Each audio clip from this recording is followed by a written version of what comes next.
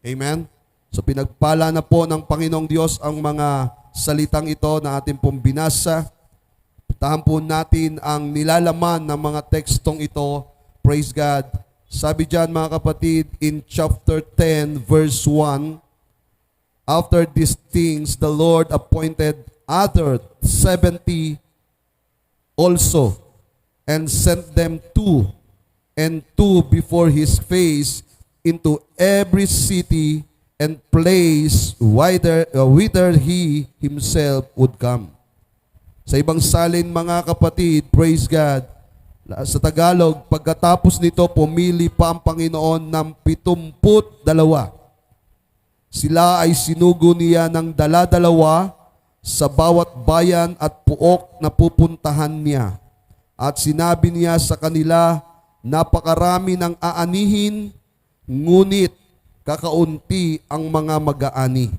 Idalangin ninyo sa may-ari ng aanihin na magpadala siya ng mga mag-aani. Verse 3, humayo kayo, isinusugo ko kayong parang mga tupa sa gitna ng mga asong gubat. So this is it. Ang Panginoon, mga kapatid, matapos po ang ilang mga panahon ng kanyang pagtuturo. Bagamat ang mga taong ito ay sandaling panahon pa lang niya nakakasama. Sandaling panahon pa lamang niya natuturuan. Pero meron po kasing pangangailangan. Meron pong emergency. Kaya ang ginawa ng Panginoong Yesus, mga kapatid, sabi diyan, ang mga ito ay tinalaga niya.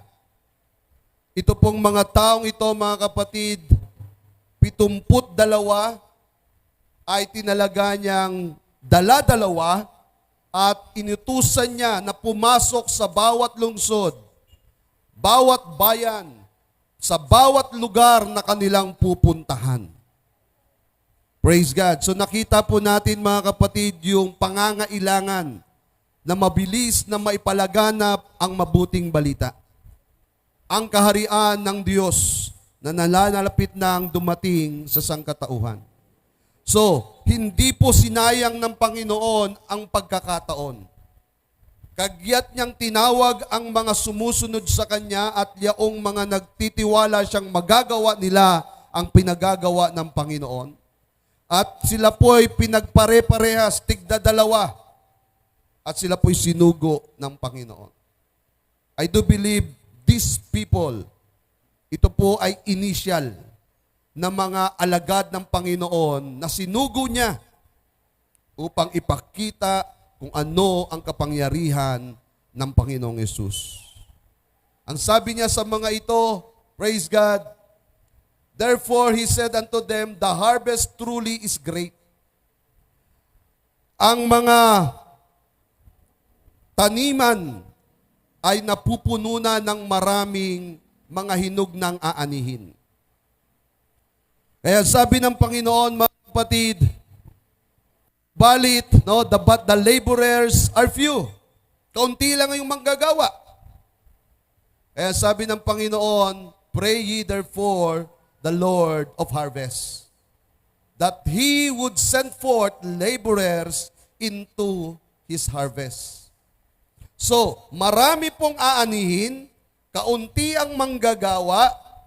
Ang solusyon ng Panginoon, ipanalangin ninyo sa Panginoon ng mag-aani o sa Panginoon ng anihan na kayo'y padalhan ng mag-aani. Amen? So, tayo po mga kapatid, kapag nanalangin sa paghingi ng mga manggagawa, praise God, ginagawa natin yon sapagkat mayroon pong pangangailangan. Napakalawak ng bukirin, hinog na ang mga pananim, kaunti lang ang mag-aani. Sa bawat panalangin mo mga kapatid, ang Diyos ay may puso o may buhay na tinatouch. Kinakalabit at sinasabing, ikaw yon ang magiging mag-aani. Sa mga tweet, mga kapatid, habang nananalangin tayo, may mga buhay, may mga kaluluwang pinagpapala o binabasbasa ng Panginoon upang maging tugon doon sa panalangin natin ng mga manggagawa o mga mag-aani. Amen? Praise God. So, ang gagawin po natin mga kapatid, ang mga mag-aaning ito'y papasok sa mga lungsod, papasok sa mga bayan, sa mga lugar, at ipapahayag ang mabuting balita tungkol sa Panginoong Yesus. Ipapahayag ang kaharian ng Diyos. Gaya ng utos niya doon sa mga alagad niya. Ang gagawin po nila, ipapahayag nila ang mabuting balita. Ang sabi ng Biblia, mga kapatid, praise God, sa verse 3, go your ways, and behold, I send you forth as lambs among wolves.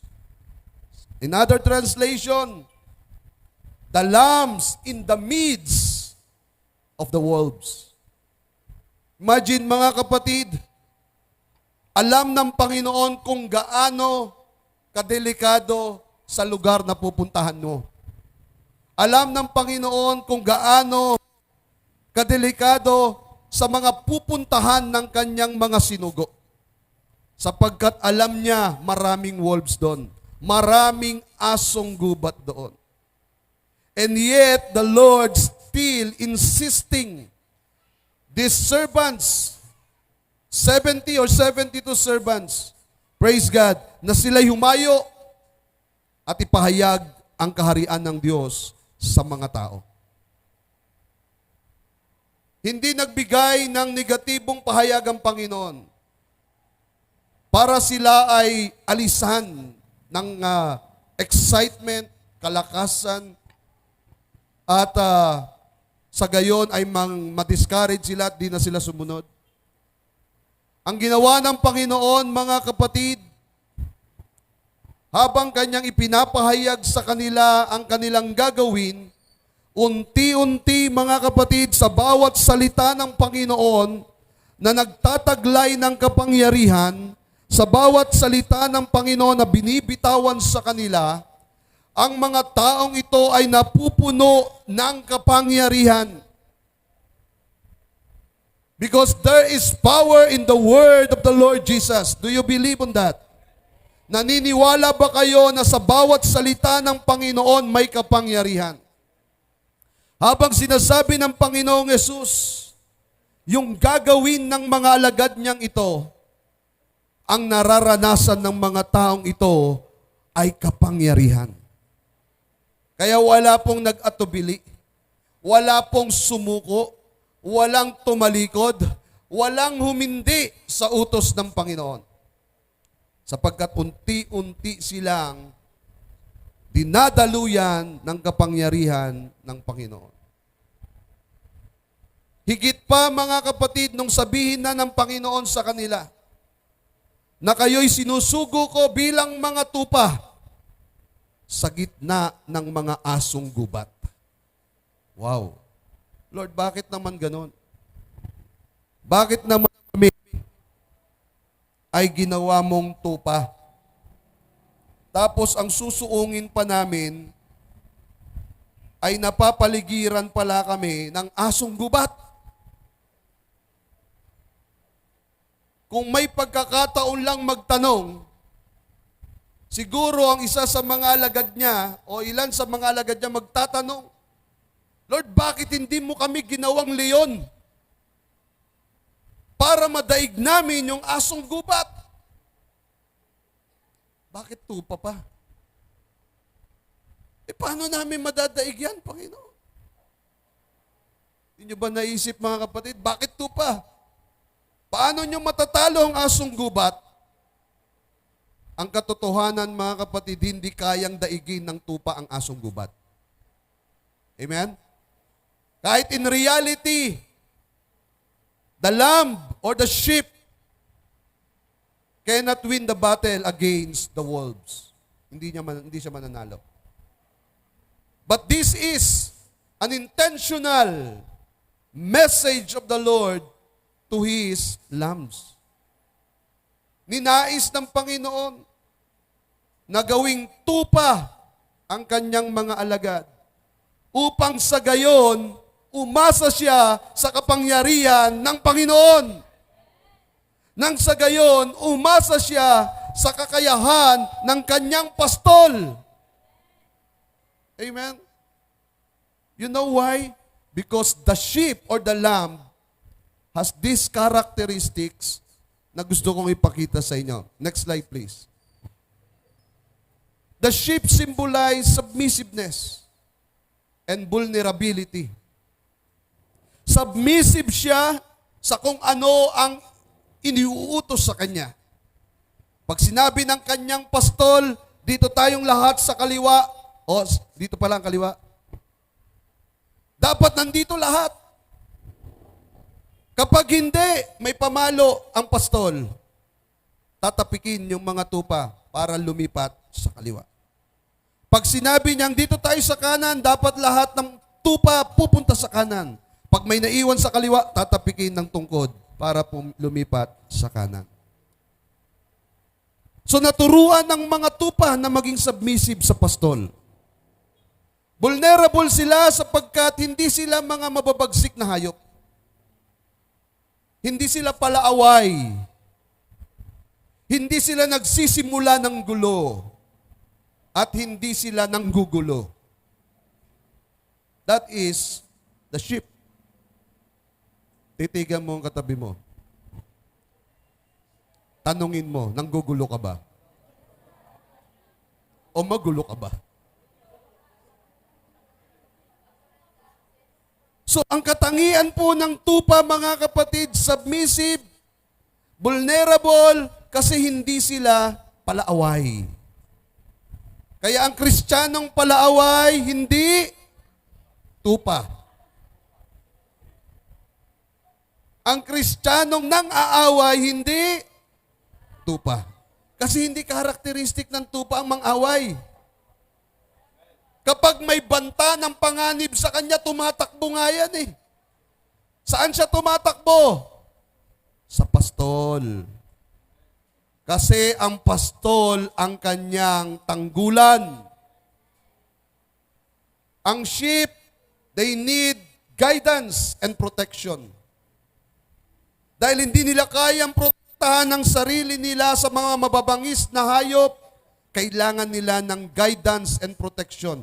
At kanino nila ito makukuha? Sa pastol. So yung pastol ang nag-guide, siya rin ang nagpo-protect. So yung sheep, yung tupa, nakadepende sa pastol. Sacrificial offering and atonement for human sins. Ang tupa, mga kapatid, nagiging alay at handog mula pa sa lumang tipan, parang pantubos sa kasalanan ng tao. Sa bagong tipan, may isa na lang tupa ang inihandog. At alam natin kung sino yon. Amen? Sino yon? Si Jesus. Ang kordero ng Diyos na nag-aalis ng kasalanan ng sanlibutan. Sacrificial offering pala ang tupa. Kaya pala hindi siya malikot. Hindi siya magalaw. Hindi siya maligalig. Kaya ang Kristiyanong malikot, magalaw, maligalig, hindi tupa. Kasi ang tupa, sacrificial offering, pag yan po tinalian mo, hindi yan gagalaw. Hindi yan iimik, hindi yan papalag. Pag nilagay mo na yan sa altar, hindi yan papalag. Sacrificial yan. Sacrificial offering ang mga tupa. Kaya ang Kristiyanong may problema, ang Kristiyanong meron pong suliranin, maingay, malikot, maligalig, ay hindi tupa yon. Kailangan tahimik lang ang tupa. Yung tupa, papatayin na, tahimik pa eh.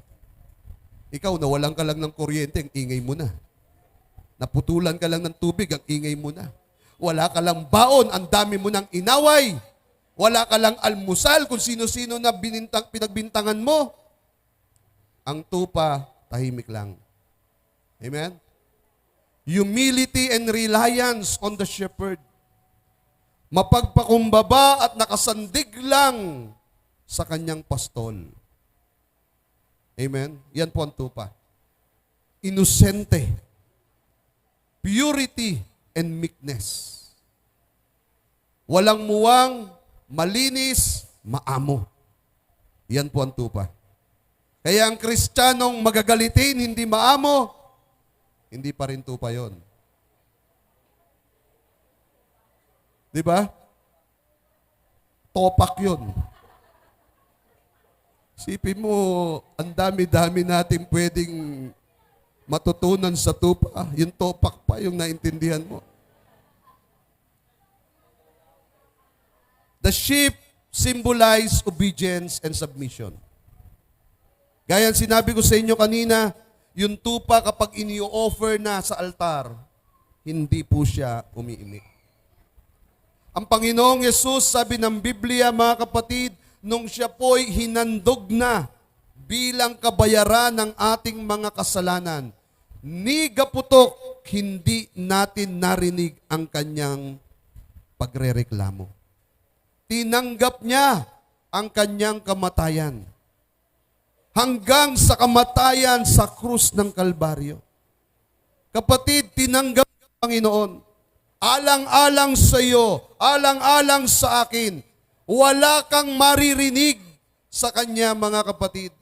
Naging tahimik ang Panginoon hanggang kamatayan. Kaya manahimik ka, kapatid, kapag may problema ka. Huwag kang mandamay ng iba. Huwag kang mambulabog ng kapaligiran. O huwag kang mambulabog ng mundo. Be obedient and submission. Sapagkat sa bawat suliranin, sa bawat problema, sa bawat pagsubok, tinitest yung ating submission. Tinitest yung ating obedience. Kung tupa ka nga talaga na handang magtiwala sa iyong pastol. Amen? Palakpakan po natin ang Panginoon. Trust in divine leadership.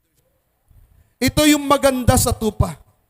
Kaya wala nang hihigit pa sa kanila kapag pagdating sa offering. Bakit? Nagtitiwala sila doon sa tinatawag na divine leadership. Alam nila na sila'y pang-alay sa Diyos na makapangyarihan. Make yourself an available offering to the Lord our God. Isipin mo, kapatid, tupa ka ng Panginoon. Alay ka, handog ka ng Panginoon sa kanyang kalooban. Kung ano ang nais niya, iyon ang kanyang nais mangyari sa iyo. Amen? So huwag kang magtakot, huwag kang mawalan ng tiwala sa Panginoon. Praise God. So that is the reason why the Lamb. Kung bakit tupa ang kailangan ng Panginoon. Kung bakit tupa ang kanyang creation. So hindi na kayo ngayon maghahanap ng leon. Lord, leon na ako. Hindi. Tupa pa rin. Amen? Kasi yan ang nais ng Panginoon sa atin. Next po. Praise God. Sabi dito, beginning verse 4, carry neither purse, nor scrip, nor shoes, and salute no man by the way. Ano ang ibig sabihin niyan, mga kapatid? Sabi niyan sa Tagalog, mga kapatid, huwag kayong magdala ng lalagyan ng pera, balutan o sandalyas. Huwag kayong tumigil upang bumati kanino man sa daan. Ba? Grabe yung instruction. Mararamdaman mo yung emergency. Mararamdaman mo yung need. Kailangan. So ito pong 70 servant ng Panginoon, yung paghahayo nila, importante, mahalaga, at kailangan. Kailangan. Bakit? Kasi sabi ng Panginoon, dumali kayo. Umalis na nga kayo. Huwag na kayong mag-intindi pa sa inyong mga dadalhin. Kung ano, sandalyas niyong suot, yan na yon. Kung ano ang bit-bit nyo sa katawan nyo, ayan na yon. Wala na kayong dadalhin. Amen? At kung may masasalubong kayong tao, wag na kayong makipagmarites. Diretso na doon sa duty. Diretso na doon sa misyon. Wala nang panahon sa pakikipag-usap. Sapagkat detalyado ang Panginoon, may mga bayan, may mga lunsod, may lalawigan kayong pupuntahan. At doon nyo ipapahayag ang mabuting balita. Pagalingin ang mga may sakit. Palayasin ang mga inaalihan ng demonyo. Yun yung instruction.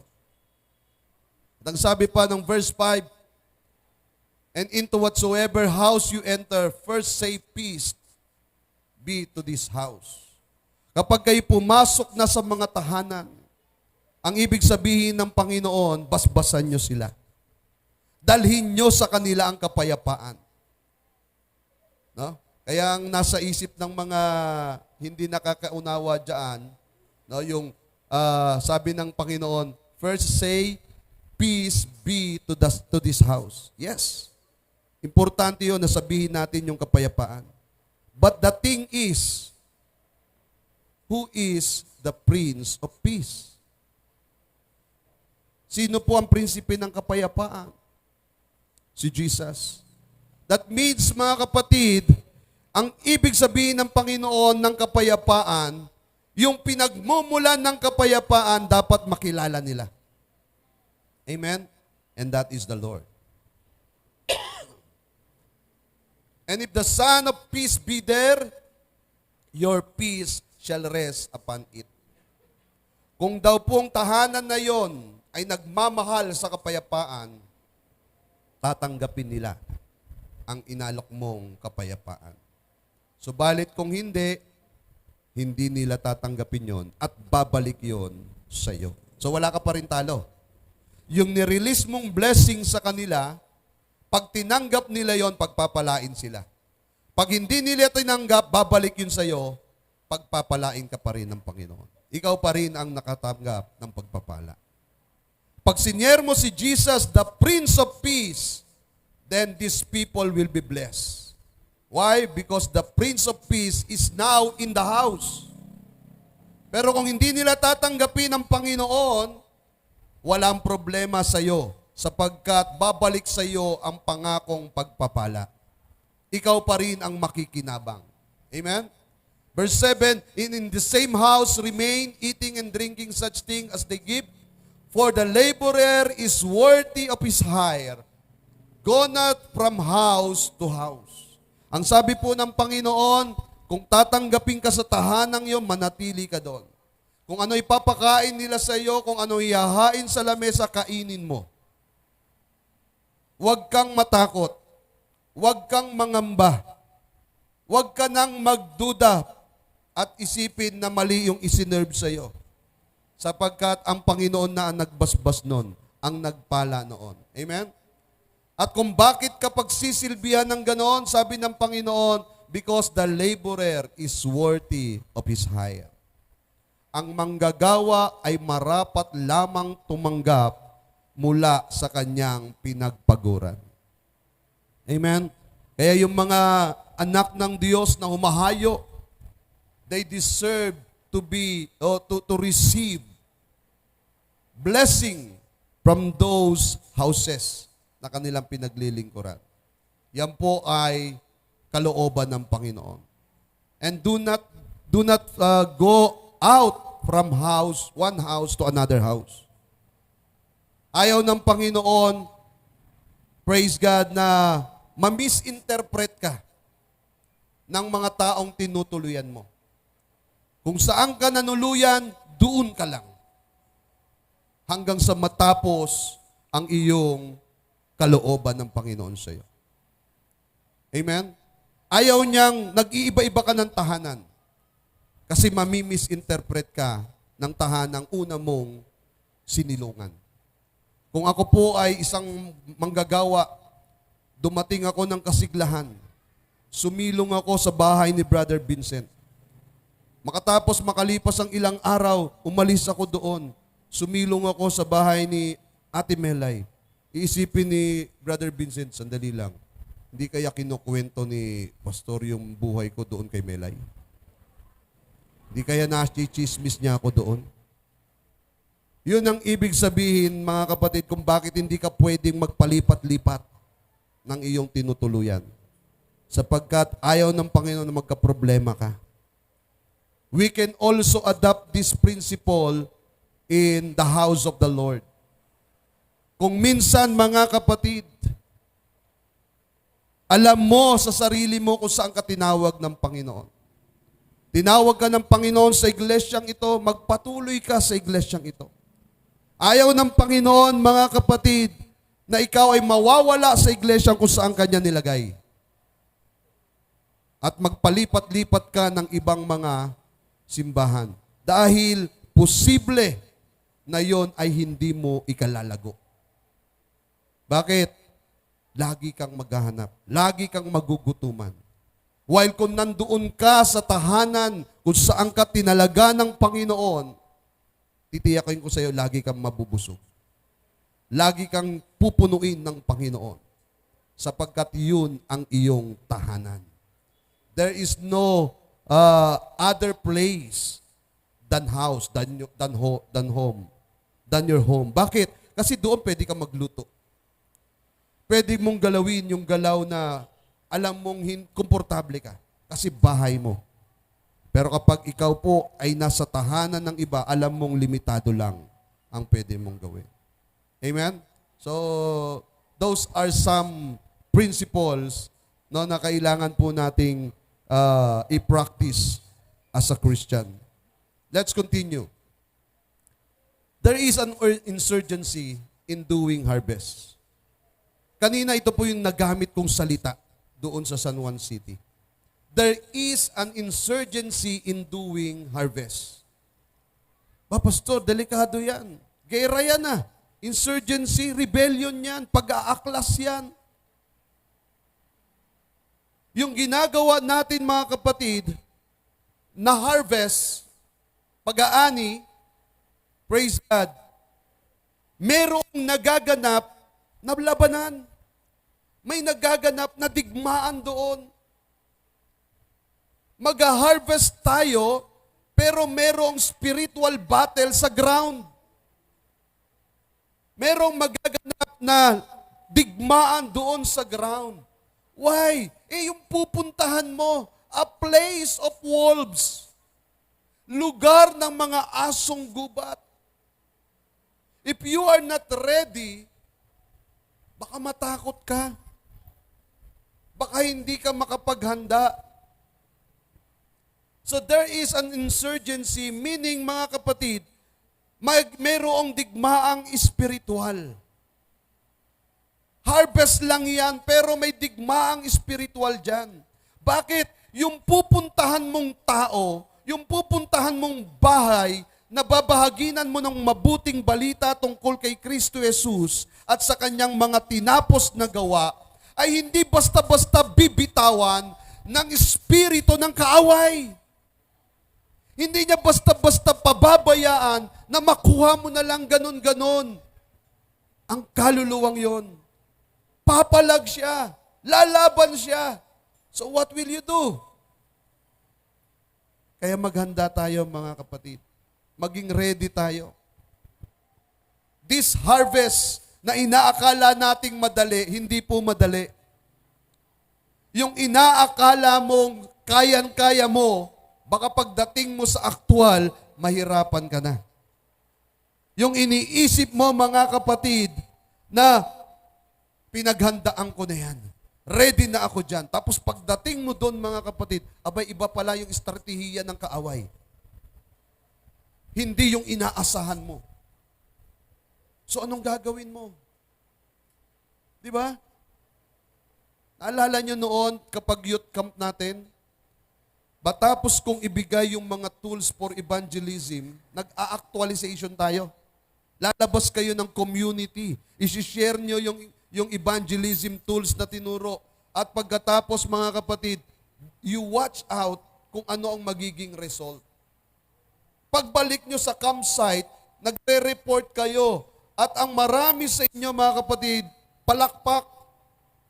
pero marami rin sa inyo palpak. Bakit? Kasi hindi nyo na-expect na yung ilan palang kakaharapin ninyo, merong ibabato na hindi kayo handa. May sasabihin na hindi nyo pinaghandaan. Ganon sa harvest. Amen? Kaya mga kapatid, ang mga anak ng Diyos, tinrain ng Panginoon o binasbasan ng Panginoon na maging tupa. Kapag ang kaharap mo mga kapatid ay asong gubat, wolves, lobo, huwag kang mag-expect na maamo yan. Huwag kang mag-expect na mabait yan. Kaya kung ikaw mga kapatid ay hindi kayang mag-handle ng ganong ugali, baka isang araw magising ka, wolf ka na rin. Asong gubat ka na rin. Bakit? Hindi mo na maintain yung pagiging tupa mo. You know what I'm saying, brothers and sisters. Ang kailangan sa Kristiyano, mahinahon. Ang kailangan sa Kristiyano, maamo, mabait sa panahon ng kanyang pag-aani. Huwag kayong tumulad doon sa mga nakikipagdebate sa lansangan at sa kung saan-saan pa, na hindi na mga tupa ang mga pinakikitang attitude. Ano na? Wolves na rin. Asong gubat na rin. Kaya awayan na sila ng awayan. We cannot afford to become a wolves while the Lord is appointed us to be a lamb or a sheep. Ito yung pagkatawag sa atin. Kaya minsan mga Kristiyano, bantayan nyo sarili nyo. Baka hindi natin namamalayan yung ugali natin, wolves na pala. Lalo na yung mga kabataan. Bantayan nyo ugali nyo. Huwag kayong sasagot-sagot sa magulang nyo. Hindi ugali ng sheep yan. Ang sheep dependent sa kanyang pastol. Yung pastol nyo, yung magulang nyo. Dependent kayo dyan. Submissive kayo dyan. In respect kayo dyan. Diba? Kita nyo yung reaction ng tao kapag magulang ay hindi ginagalang.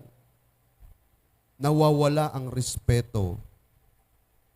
Nawawala yung dapat sana ay papuri. Nawawala.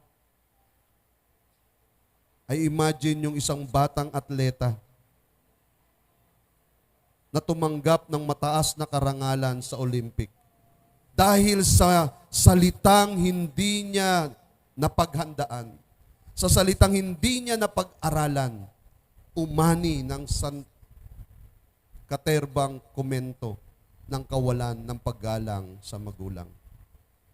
Bakit? Alam po kasi natin, instinct yan sa ating mga anak, na kapag usapin ng anak at magulang, kailangan magulang ang binibigyan ng pagpapahalaga, respeto at pangunawa.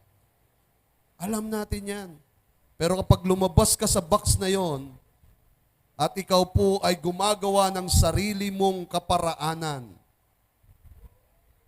you are in danger. Amen? So, kailangan po maging maamong tupa ang mga Kristiyano habang ginagawa ang pag-aani. Amen? Huwag yung hindi ka lang pinakinggan, galit ka na. Hindi lang sumang-ayon sa sinasabi mo, wala ka ng kwenta. Bahala ka sa buhay mo, may impyerno ka. Maamong tupa ang turo sa atin ng Panginoon. Amen? Let's continue. At ito po nangyari, verse 8. And into whatsoever city ye enter, and they receive you, eat such things are set before you. At binanggit din dyan mga kapatid yung utos, heal the sick that are therein, and say unto them, the kingdom of God is come nigh unto you.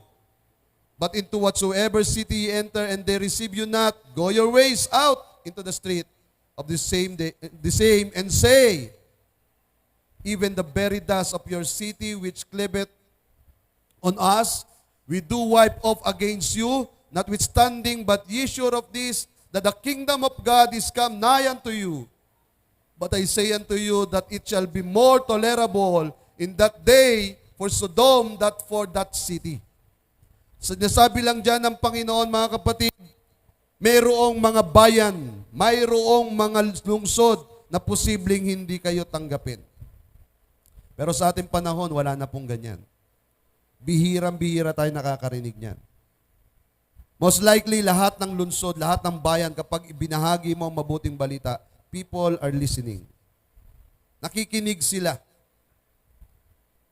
Ito namang instruction na ito ng Panginoon sa kanyang mga alagad, sakaling meron na hindi tumanggap sa inyo, ganyan ang gawin ninyo. Pero sa karanasan naman natin siguro, mga kapatid, kahit kayo makakapag-testify, wala naman pong lugar, wala naman pong mga tahanan na talagang totally, o wala naman talagang bayan o syudad na totally hindi tumanggap sa atin. Mga personalities pwede. Mga individual pwede na hindi tumanggap sa atin.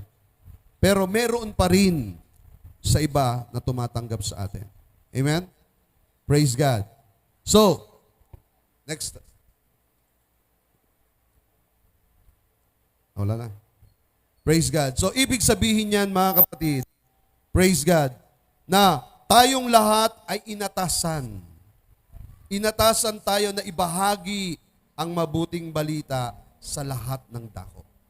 Sa lahat ng lugar, at hindi tayo pwedeng hindi gagawa nito sapagkat meron pong time frame ang Panginoon. Meron siyang tinalagang oras. May tinalaga siyang panahon para gawin ang pag-aani. And in fact, sa kanya pong utos sa kanyang mga alagad, minamadali niya ang mga ito. Minamadali niya ang mga ito na gawin ang paghahayo, na gawin ang pagbabahagi ng mabuting balita. Nang sa gayon ay maranasan ng mga tao ang kaharian ng Diyos. That is the reason why we are sharing the Word of God. That is the very reason why we are sharing Jesus Christ. So that these people may understand the plan of God. Hindi lang yon, mga kapatid, yung makilala nila ang kaharian ng Diyos na dapat nilang maranasan. Insurgency because the spiritual world, mga kapatid, hindi basta-basta bibigay. Kapag nakikita ng kaaway na ang mga anak ng Diyos masikap na gumagawa sa kanilang mga tungkulin, gagawa ng mga paraan ang kaaway upang pigilan ka. Gagawa ang kaaway upang hindi matuloy ang mga plano mo. So there is a battle in the spiritual world. Kaya mga kapatid, kailangan nating mananalangin. Kailangan natin dulog doon sa Lord of Harvest na ang mga manggagawa, mga kapatid, ay sangkapan niya ng kapangyarihan. Sangkapan niya ng kakayahan. Sangkapan niya, mga kapatid, ng mga pamamaraan at kakayahan, mga kapatid. Nang sa gayon, hindi sila maging dihado doon sa battlefield. Amen? Mga anak ng Diyos, hinugna ang mga anihin, pero kaunti pa lang ang mga mag-aani. And if we will pray tonight, doon sa mga tinatawag nating laborers, mga kapatid, tutugon ng Diyos. Even tonight, tutugon ng Panginoon. Tutugon ng Panginoon. Kapag ipinanalangin natin sa Kanya, Lord, padalhan mo kami ng mga manggagawa. Tutugon ng Panginoon at kung sino man ang Kanya pong kinausap para tumugon o para sa hamon ng pagiging manggagawa, tumugon po tayo sa panawagan ng Panginoon. Sapagkat wala pong ibang tinawag ang Panginoon na manggagawa, kundi yaong mga dumaan na sa Kanya ring mga kamay. Pwede ba namang agad-agad maging manggagawa. Iyong unang bagong Kristiyano sa kanyang ubasan. Hindi po eh. So yung mga dumaan na sa matagal niyang pagsasanay, ang tinatawag ng Panginoon na maging manggagawa. At ikaw yon, mga kapatid. Tayo yon na matagal nang inihahanda ng Panginoon. And what is the field na sinasabi ng Panginoon na hinog na ang mga aanihin? Huwag na kayong lumayo. Posibleng yung field na yan, yung tahanan nyo. Tahanan nyo. Hinog ng mga tao sa loob. Handa nang makinig ng salita ng Diyos. Huwag na kayong lumayo. Baka yung workplace nyo yan o yung trabaho nyo. Hinog na ang mga tao dyan. Handa nang makinig ng salita ng Diyos. Baka yung paaralan nyo na napapanahon na upang ang salita ng Diyos ay marinig nila. At maaaring yung kapitbahay o yung komunidad natin. Maaaring ito rin ang field na tinutukoy ng Panginoon kung saan marami ng hinog na mga pananim na dapat nang anihin. So you see, brothers and sisters, hindi po malayo. Hindi po malayo yung ating pupuntahan. Nasa paligid lang. At yan ay tinitiyak ng Panginoon na mayroon kayong ma-harvest dyan. Sapagkat inihanda niya na ang mga lugar na yan para anihin. Amen? Palakpakan po natin ang Panginoon. Praise God. So mga anak ng Diyos, mga lingkod ng Panginoon, mga manggagawa niya sa kanyang ubasan, mag-aani na po ang mga manggagawa. Pero sa pag-ani, tandaan po natin, tayo'y mga tupa. Tayo'y mga tupa ng Panginoon. Sundin natin kung ano ang kalooban ng Panginoon. Sundin natin yung nais ng Panginoon kung ano yung ipoportray natin sa ating pong mga bukirin. Maging maamong tupa kayo at huwag kayong sumang-ayon o umayon sa ugali ng mga asong lobo doon sa bukirin na inyong pupuntahan. Magbago kayo ng inyong mga kaisipan. Mga kaisipang inilagay sa atin ng banal na Espiritu upang ito ang ating magiging ugali. Amen? Maging maamo, maging masunurin. Sapagkat ang tupa ay tinawag para sumunod. We are the Lamb of God, the Lamb of Jesus. And Jesus is our pastor. Siya po yung pastor natin. At ang mga sinasalita ng Panginoon ay naririnig natin. At ang tinig ng Panginoon ay naririnig natin. At sumusunod tayo sa kanyang tinig. Amen? Ang tupa ng Panginoon sumusunod sa kanyang tinig. At nakikilala niya tayo sapagkat tayo ay sumusunod sa kanyang tinig.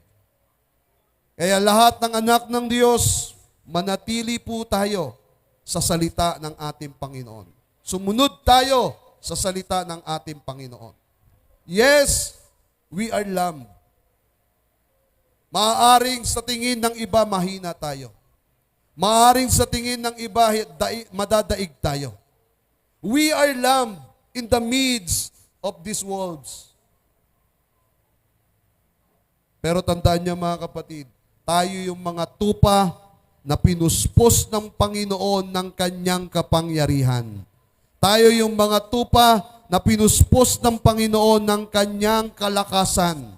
Sa makatuwid, hindi ka magiging talunan. Hindi ka magiging mahina doon sa battlefield sapagkat ang pastol mo ang nagkaloob sa iyo ng lakas, nagkaloob sa iyo ng kapangyarihan na gawin ang kanyang kalooban. Amen? Tupa ka, pero puspos ng kapangyarihan ng banal na Espiritu. At maging ang mga asong gubat ay hindi ka kayang daigin.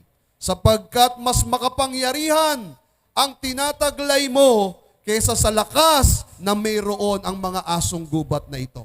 Kaya huwag matakot, ang Panginoong Yesus na ating pastol, ang ating sandigan at kalakasan at siya pong ating karunungan sa panahon ng ating pag-aani. Amen?